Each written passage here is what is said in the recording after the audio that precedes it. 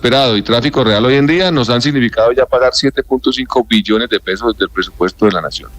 Sí, ministro, le cambio de tema. ¿Qué estudios previos o de factibilidad se han hecho para que el presidente de la República ayer hubiera anunciado el tren interoceánico del Darién? No, interoceánico no, Felipe, transoceánico fue la expresión. Transoceánico, perdón, del Darién. Bueno, este proceso se viene desarrollando entre la ANI y la OPIT desde que prácticamente empezó nuestro gobierno. Allí se hicieron unas exploraciones inicialmente con el equipo de la ANI, que estaba reportando que para un escenario de alrededor de 196 millones de toneladas podríamos tener un costo del orden de 60 billones de pesos para un corredor de 220 kilómetros y 2 puertos.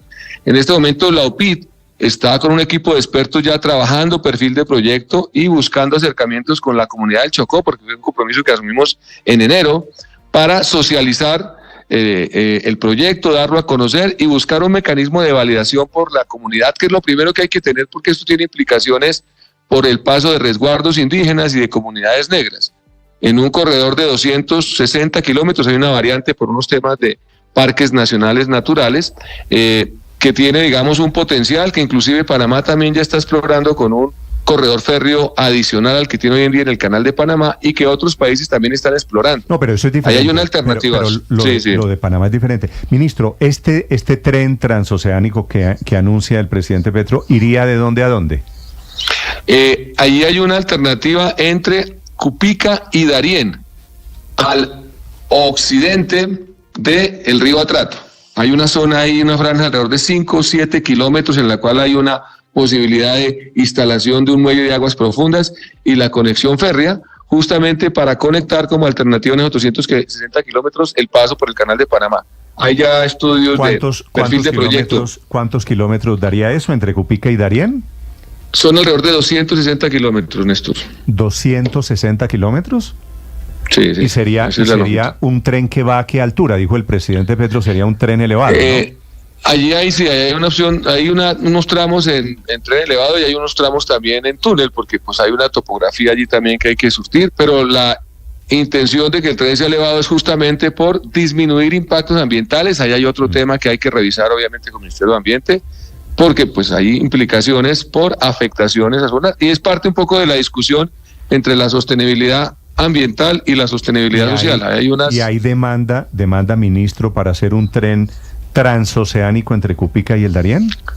Sí, así es. Lo que hemos identificado es que hay una demora, en algunos casos de días y de semanas, de buques en el paso de las esclusas, justamente por disminución de regímenes de lluvia que afectan la navegabilidad, y esa espera, pues en términos del comercio internacional, implica costos para el aumento del valor de la carga. Disculpe, ministro, porque no le entiendo. ¿Qué tiene que ver el tema de las esclusas del Canal de Panamá con un tren entre Cupica y el Darién? Porque esa alternativa permitiría que los buques puedan encontrar un paso alterno que facilitaría el paso de las mercancías. Hoy en día tienen que esperar 1 y 2 semanas haciendo filas, esperas para poder cruzar el canal. Literalmente se bloquea el canal. Va un buque que quiere pasar el Canal de Panamá, que no puede, que hay un problema de esclusas, evidentemente. Va con la mercancía. ¿En dónde cargaría? ¿Y en dónde la recoge? Porque tendría que estar esperando al otro lado.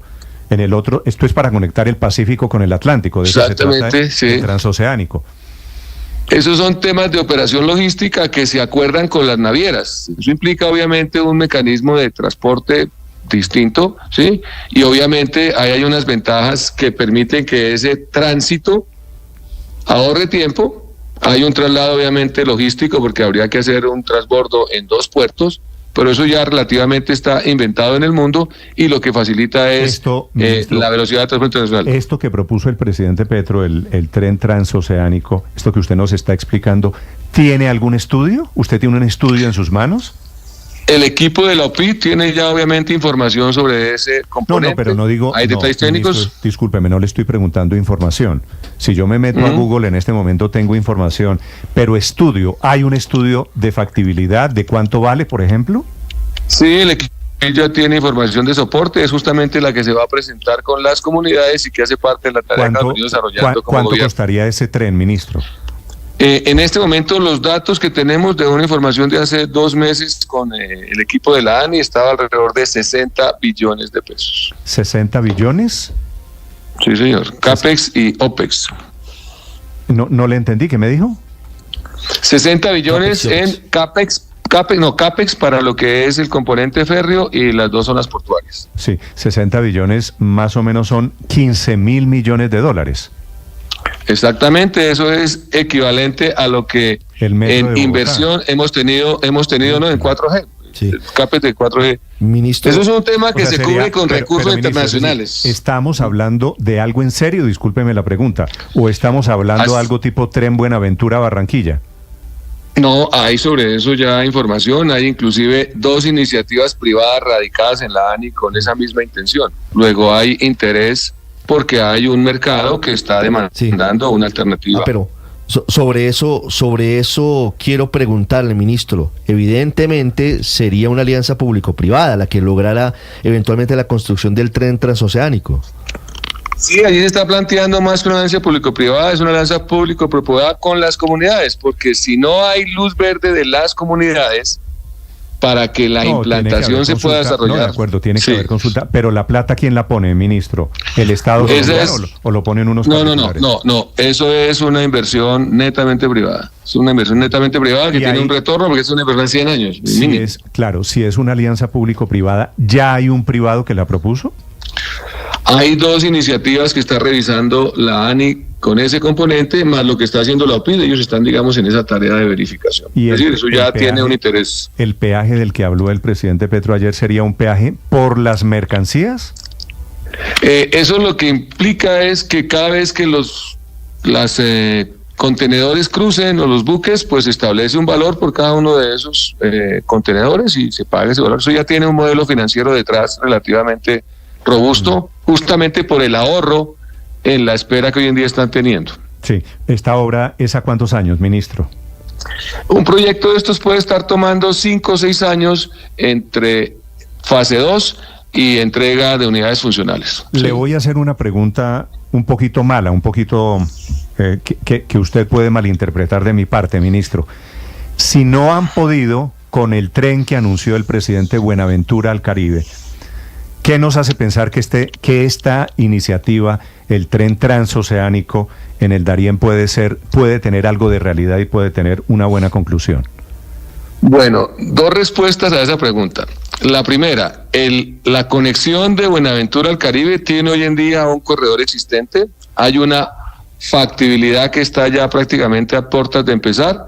Eso nos está entregando un costo de esa obra de 78 billones de pesos. Para poder acometer esas intervenciones había que recuperar el corredor del Pacífico, que tuvo un siniestro, ya se recuperó, es decir, el gobierno ya tiene control sobre la infraestructura que quedó allí, el material rodante, inclusive se va a llevar para otra operación en Boyacá y el Valle.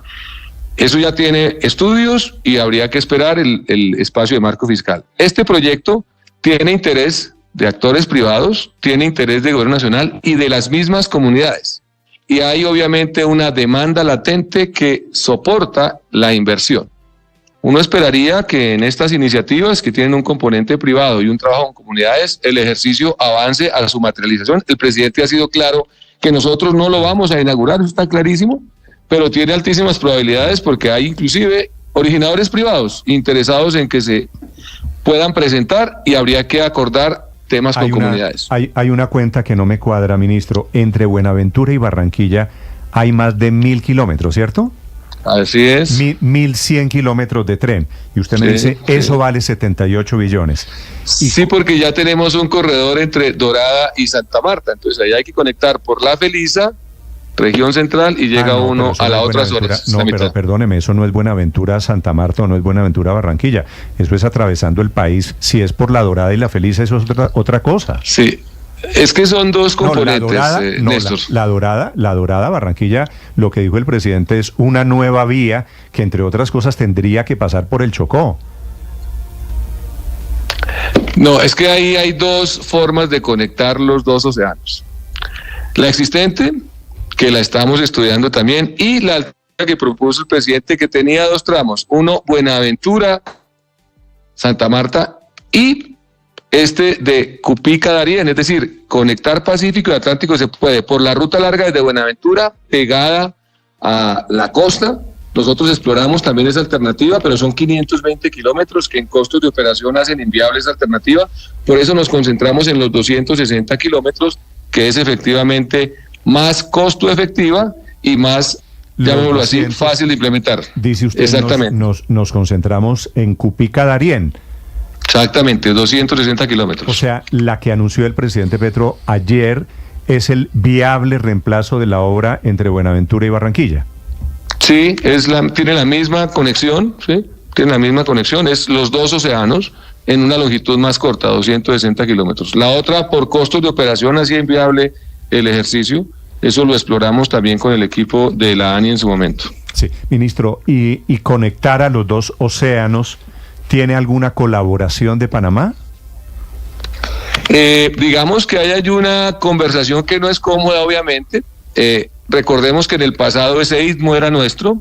Recuperar esa conectividad es obviamente un tema que tiene que ver con una alternativa. No se trata de reemplazar el canal, y obviamente el comercio internacional va a seguir creciendo, salvo situaciones excepcionales, que no es obviamente una discusión de este momento. Digo por eso va a seguir dándose. Porque no sé si Panamá aquí es un aliado o es un rival comercial para efectos de esta obra. Sí, es un tema, digamos, de competencia en alternativas de conectividad, porque la demanda del canal obviamente supera las 96 toneladas que estamos nosotros planteando poder tomar de alternativas. O sea, esto va a seguir creciendo y el volumen de carga allí perfectamente se puede multiplicar por 7.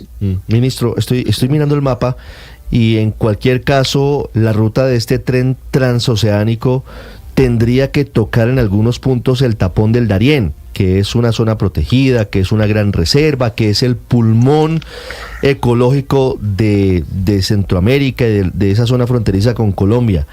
¿Cómo van a afrontar eso que podría también ser un lío? No solamente las consultas previas con las comunidades, sino las licencias ambientales. Esa es la evaluación que se está haciendo con el Ministerio de Ambiente. Ahí hay unas alternativas que buscan evitar el paso, obviamente tienen que hacerlo por reservas naturales, todo el tema, digamos, de parques nacionales, y eso implicó una variante que está sumándole casi 45, 50 kilómetros al corredor para evitar justamente una zona de parques y de reserva que hay allí. Ese es un trabajo que se está haciendo con Ambiente, revisando las implicaciones, pero también sobre la base de entender que hay una posibilidad para generar sostenibilidad social, inversiones para el departamento del Chocó, que históricamente no ha tenido esas posibilidades. Sí, ministro, estamos hablando de esta que sería la obra pública más grande, mucho más que el Metro de Bogotá, la obra más grande en la historia de Colombia. Pues digamos que allí hay una inversión importante. Cuando se habla de 60 billones inicialmente, eso tiene un impacto importante, es similar a lo que estamos invirtiendo en 4G, en solo CAPEX. Sí. Las obras férreas tienen componentes de costos bastante grandes. La referencia que les hacía de los 520 kilómetros del corredor de Buenaventura a Dorada son 78 billones. Entonces hay que buscar mecanismos de gradualidad para con recursos públicos a largo plazo hacerlo, o internacionales. ¿Usted me puede informar, quiero decir, a los oyentes de Blue Radio en este momento, ministro, cuáles son las empresas privadas que están detrás de este proyecto? No tengo los datos en este momento, ¿sí? Es un tema que está manejando la ANI, pero sé que hay dos iniciativas privadas que se están presentando, que obviamente ¿Son empresas extranjeras, me imagino? Sí, eso normalmente son consorcios que se configuran con empresas nacionales y extranjeras. Allí hay inversores seguramente de otras partes del mundo. Ahora, ministro, sobre el tema ambiental, el gobierno nacional se opone a la ampliación de la autopista norte, que son 5 kilómetros, por temas ambientales. ¿Van a hacer ustedes una obra sobre el tapón de Darién de 260 kilómetros sin importarles el tema ambiental? Bueno, lo primero no es que el gobierno se oponga, Néstor. Allí hubo una revisión que hizo la ANLA y solicitó una información que también inclusive Bogotá acompañó por parte del acueducto frente a las modelaciones de los cuerpos de agua de Torca y Guaymaral. y que pues tiene que estar suplida se debe suplir por los concesionarios. ¿Sí? De acuerdo, no, pero lo que le digo es, la autopista norte en Bogotá no se ha podido ampliar por un tema ambiental del gobierno Petro o de quien sea, no es eso lo que quiero decirle. Lo que digo es, no se ha podido ampliar por torca, por unas fuentes de agua, por un tema estrictamente ecológico, la autopista norte en Bogotá, 5 kilómetros. ¿Y van a hacer ustedes un tren elevado sobre el tapón del Darién? O sea, ¿son ecológicos en Bogotá, no tanto en el Darién? No es que no seamos ecológicos en un lado y en otro. Lo que sucede es que obviamente hay unos elementos que mitigan los impactos ambientales y eso es parte de la tarea que con el ministerio ya se revisará. Eso es un proceso. Lo ideal sería aplicarle, no digo para fastidiar el proyecto de El Darién, es para que dejen hacer la autopista norte en Bogotá. Pues hagan también la autopista norte. Hagan una consulta será para la autopista norte, si les parece que eso arregla el problema. No, la autopista norte también se hará. En últimas, el sustrato ambiental es modificado por el hombre en todas partes.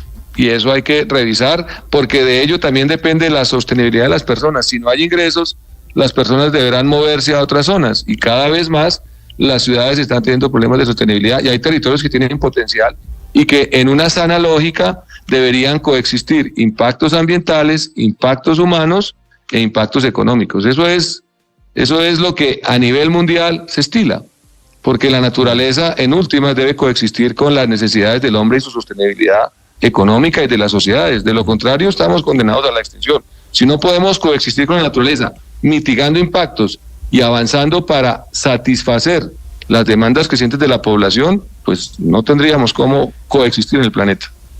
Ministro, un buque pasa por el canal de Panamá en menos de un día, en menos de mediodía, 15 horas, 12 horas. Un tren conectando los dos océanos, ¿cuánto tardaría? Pues estos son trenes que se diseñan a velocidades entre 130 y 150 kilómetros. Estamos hablando de 220 kilómetros, 240. Ahí la demora un poco es la operación logística, que en teoría son operaciones de 3-4 horas, depende del número de grúas para hacer el traslado. Pero sí hay unas ventajas en términos de tiempo y sobre todo de espera.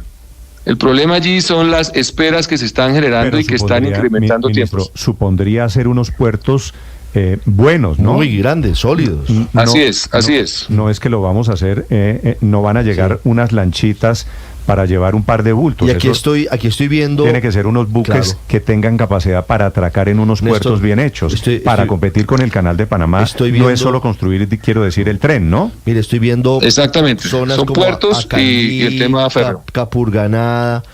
¿En qué punto, cuál será el punto de llegada de esa autopista férrea, ministro? Digamos que eso está al occidente del río Atrato, ahí hay una zona de 5 kilómetros, digamos que el detalle topográfico no lo tengo en concreto, pero pues en algún momento le pedimos al equipo de la OPID que lo pueda ilustrar. Parte de eso es lo que se va a presentar a las comunidades y se va a poner, digamos, a consideración de ellos como compromiso que el gobierno adquirió con el departamento del Chocó en el gobierno con el pueblo. Sí, ministro, ¿en qué van los aeropuertos internacional de La Guajira, de Tolú y de Ayapel que prometió el señor presidente? Bueno, el tema de La Guajira ya se está trabajando con Armada y Ejército. Ahí hay un convenio también con operador logístico. Estamos hablando de una inversión de alrededor de 480 mil millones de pesos para una pista que también va a tener la posibilidad de aeronaves militares. Lo que ha planteado Aerocivil es que hacia el último trimestre del próximo año debería estar ya poniéndose en operación la pista. Ellos están trabajando con un tema logístico porque obviamente hay una limitación de provisión de agua y energía en esa zona, pero ya hay trabajos de diseño y proyecto con equipos de Ministerio del Exterior, Ministerio de Defensa y Ministerio de Transporte y Aerocivil trabajando en la zona.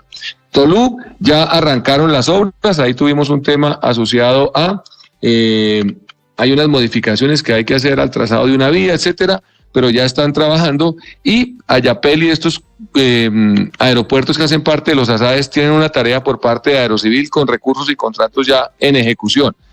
Parte de la tarea de Aerocivil es justamente concretar en estos 2 años de gobierno la construcción de alrededor de 14 pistas y dejar diseños para otras 31 y fortalecer obviamente la oferta. Hay un tema también en Chiribiquete que se está revisando para poder aumentar la capacidad en San José del Guaviare y tener operación helicoportada para que pueda haber turismo internacional. Y estamos trabajando en un portafolio que aspira a tener 50 millones de... ¿Un helipuerto en Chiribiquete? Sí, digamos que la implicación de poder disfrutar de las maravillas que hay allí, porque esto es literalmente una zona completamente virgen, ¿sí? Sí, con pintura rupestre, no puede hacerse con, llamémoslo así, operación convencional. Esto no es para irse uno caminando allá, porque ese proceso es invasivo en términos turísticos. Entonces está revisándose para que pueda hacerse, digamos, una operación turística un poco diferente, que realmente la belleza de esa zona se evidencia es desde el aire. Eso es la ventaja de esa zona. Está Aerocivil trabajando también con el Ministerio de Industria y Comercio para generar una oportunidad turística allí bien interesante. Es parte del reto que tenemos. Ya esperamos este año 56 millones de viajeros, reemplazando las exportaciones de carbón. Ya estamos, digamos, llegando a aproximarnos a los mismos ingresos en dólares por esa exportación. Y eso es saludable para el país, tener más alternativas de ingresos, y el turismo es una fuente muy importante. Vale, es el ministro saliente, el ministro de Transporte, William Camargo, que es ministro ¿hasta cuándo, ministro? Creo que los cambios se van a materializar la próxima semana. En últimas, como siempre, la oportunidad de servir al país, la gratitud con el presidente y la paciencia que ustedes nos tuvieron para atender siempre nuestras consultas y estar informando lo que estábamos haciendo en el gobierno. Pues a usted, ministro, muchas gracias. Creo que es nuestra última entrevista. Le deseo mucha suerte ahora que deja el ministerio, ministro. Bueno, muchas gracias y bueno, seguimos en la tarea. Muy Otras bien, cosas vendrán. William Camargo.